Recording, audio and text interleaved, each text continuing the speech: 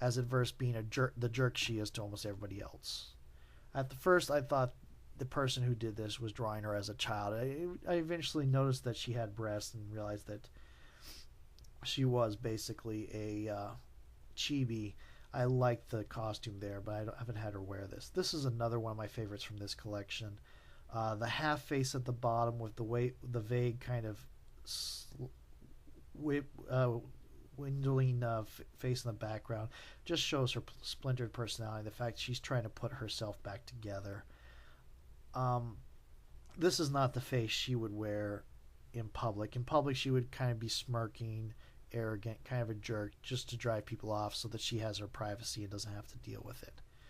This is what she would wear in public, in private, when there's no one around to see her, to show that the arrogance is really kind of fake. The braids aren't there, but other than the braids missing, this is pretty much perfect Lucretia. This is another big development in the way she is now. By the time I did this contest, she had developed into a happy drunk, and a couple people layered onto that. Lucretia's entire personality changes if she drinks. I'm not going to get into the whole history behind that, but a lot of her fake flirting becomes real if she's drunk. If she's sober, any flirting she's doing is a joke or to manipulate someone. If she's drunk, she will find a lover, and then she will forget about it if she succeeds. This is another one of my favorites. It's not a specific culture, so I'm tempted to say this is the kind of dress or outfit she would wear to work or to go partying, which means it would eventually probably get thrown away, sadly enough, because if she ends up getting drunk, finding a lover, she would end up throwing away the clothes that she wore the night before. But it is something that she, in this case, put a lot of effort into. So she might consider that one of her main dresses and put a piece of Tupperware in the back. This is a more realistic drawing of her.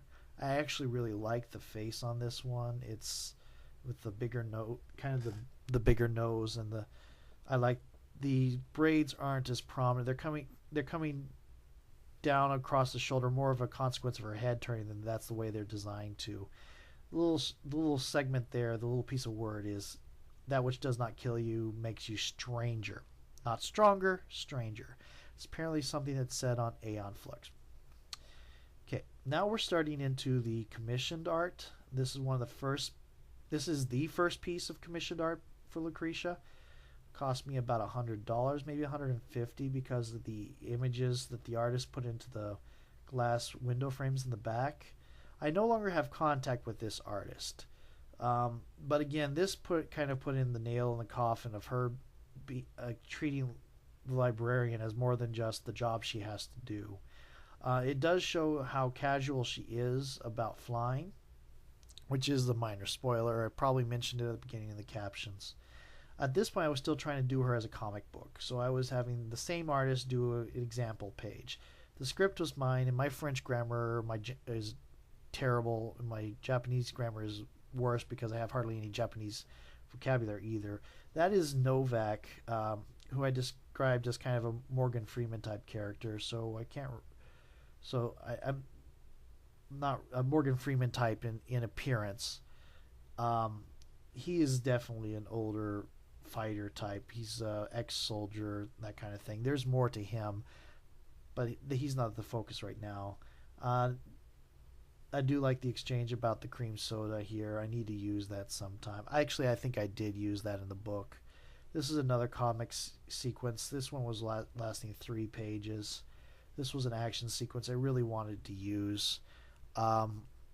With her going to the upper atmosphere to throw a bomb away. At the time, it was a chemical bomb, a large bomb, but a large explosive, but it was still pretty much a chemical within the realms of conventional explosions.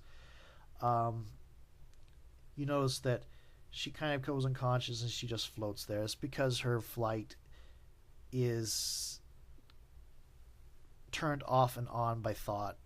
She has to deliberately turn it off. If she doesn't think about it, she will continue flying. It's not it doesn't tire her out. It doesn't require thought. She will just float. At this point, it was still a much more blatant world setting that it ended up being when I transferred it from the comic format to the novel format. I still ended up using something. This is the event I wanted at the end of the first storyline that started catching her attention from the powers that be in the world. I haven't quite gotten to that part yet. Well, I might have used that event, but I haven't quite gotten to the powers that be deciding to take her on deliberately. This is another thing I really wanted to do, is have Lucretia survive a terminal velocity fall just to show that despite the fact that she can get hurt with punches and such and bullets, that the more dangerous an attack on her is, the more resilient she is to it, especially if it's cold. Cold makes her tougher, and the more powerful the impact, the more of it she will absorb. Though she will still take more damage from that fall than a bullet. This picture here really nailed this one really set one of her colors as purple. If it weren't for this picture, her colors would probably be green and blue, but this picture really made one of her main colors purple, and I think I put her in a purple kimono at the beginning of the book. Maybe not. It might be blue, but I love this costume. The only thing is, she's still showing a little bit too much skin just underneath the mini dress.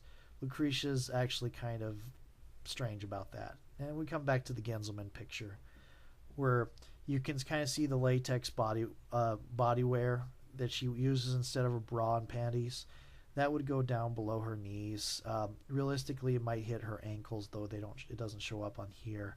She does actually wear that costume, and she doesn't just do traditional things. She does have costume dress outfits like this. She wouldn't wear this to work because there are kids there and she doesn't want to encourage them and that kind of thing. But she wore this for her first official meeting at the parole office to meet Novak.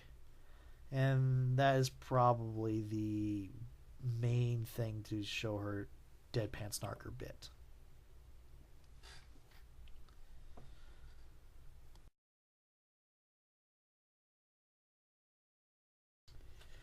And, well, I'm running out of footage here, so that should do it for Lucretia here. Ran long on the previous files, so I'm just going to tag this on to the end of that. Go ahead and try to see where you can get the book at the site listed in the description of this video, and I'll put it up on a caption on here as well.